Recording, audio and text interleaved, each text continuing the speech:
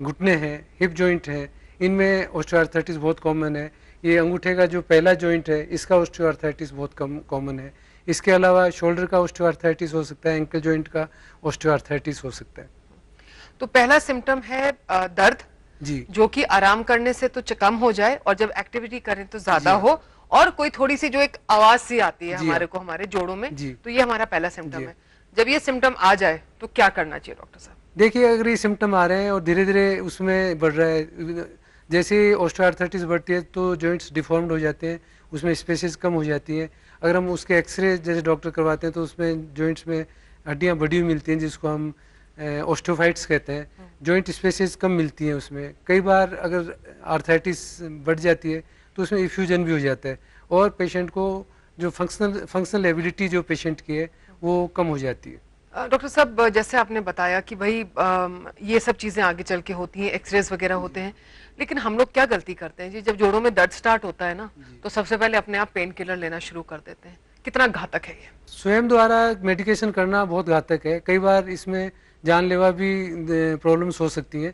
तो इसलिए जो भी अगर ट्रीटमेंट ले रहे हैं वो डॉक्टर की देखरेख में होना चाहिए। दूसरा, कई बार प्राय ये भी देखा जाता है कि एक बार डॉक्टर को दिखा लिया, उन्होंने कहा साहब आपको ऑस्टियोआर्थराइटिस है, कोई दूसरे परिचित ने कह दिया कि भाई इसमें क्या दर्द की दवाई ले लो और साथ में ये कुछ दवाइयाँ हैं, सपोर्टिव मेडिसिन है, ये न्यूट्रिशनल सप्लीमेंट्स हैं, कैल्शियम वगैरह हैं, ये ले लो। और लोग क्या है कि जैसे राशन लाते हैं उस तरह से जा के बार बार रिपीटेडली उसी एक प्रेस्क्रिप्शन से दवाएं लेते रहते हैं और उसके कॉन्सिक्वेंस में कई सालों बाद में ये देखा जाता है कि या तो उनके लीवर पे इफेक्ट हो गया या उनकी किडनी खराब हो गई, और समटाइम्स तो जो पेप्टिक अल्सर वगैरह बन जाते हैं और पेशेंट उस स्थिति में हॉस्पिटल पहुंचता है जब उसमें इंटेस्टिनल परफोरेशन हो जाता है और ग्रेव इमरजेंसी हो जाती है।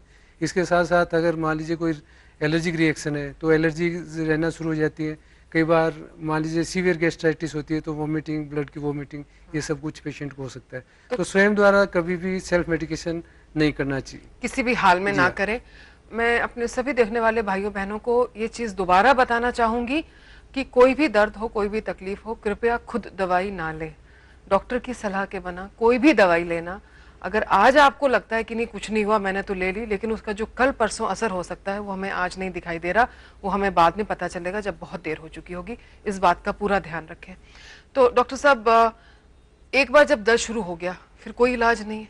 नहीं, देखिए दर्द शुरू हो गया, ऑस्टियोआर्थराइटिस जैसे हम बात कर रहे हैं तो ऑस्टियोआर्थराइटिस जो है वो एज रिलेटेड है, डिजेनरेटिव प्रोसेस है, ये बॉडी का क्षय है, क्षरण है। तो जैसे जैसे एज बढ़ेगी ऑस्टियोआर्थराइटिस बढ़ता है। लोगों की फीलिंग क्या रहती है कि जब ऑस्टियोआर्थराइटिस हो गया तो ठीक नहीं होगा, क्यों? क्योंकि ये एज के साथ बढ़ता है तो लोग ये मानते हैं कि ये लाइलाज बीमारी होगी, लेकिन ऐसा नहीं है। अगर इसको समय से देखा जाए और अगर रेगुलर इसका ट्रीटमेंट लिया जाए, जिसमें कि दवाओं के साथ साथ में फिजिकल एक्सरसाइजेज हैं, हीट वगैरह की और मॉडलिटीज़ हैं, ये अगर हम लगातार एक्सरसाइजेज करते हैं जो कि एडवाइज की जाती हैं, थेरापेटिक एक्सरसाइजेज जिनको हम कह सकते हैं, तो इसको मैनेज किया जा सकता है। और हम ये देखते हैं कि ज़रूरी नहीं कि ऑस्टियोआर्थराइटिस में लगातार दर्द बना रहे। अगर हम कुछ सावधानियां बरतें, रेगुलर एक्सरसाइजेज करें, समय समय पे डॉक्टर की राय में उससे जो ज़रूरत है उस तरह की दवाएं लें, तो हमेशा दवाई लेने की भी इसमें आवश्यकता नहीं होती। और जो प्रोग्रेशन है जो ऑस्टियोआर्थराइटिस का, हम उसको रोक तो नहीं सकते क्योंकि वो एज रिलेटेड है। एज का प्रोग्रेशन होगा तो ऑस्टियोआर्थराइटिस भी बढ़ेगी, लेकिन हम उसका जो पेस है, जो उसकी गति है, उसको हम धीमे कर सकते हैं। डॉक्टर साहब, होता क्या है कि जैसे आपने कहा कि चलिए हम डॉक्टर के पास चले भी गए, सब कर लिया, लेकिन हमारी एक ये थोड़ी सी कमी है, अड़ोस पड़ोस की बहुत सुन के चलते हैं। तो कोई मालिश कराने लग जाएगा, कोई खास तेल ले लेगा। ये सब चीजें क्या असर देती है हमारे जोड़ों पे, हम आपसे जानेंगे। छोटे से ब्रेक के बाद हम अभी वापस आते हैं। आप लोग देख रहे हैं, जी हाँ, यूमी एंड हेल्थ।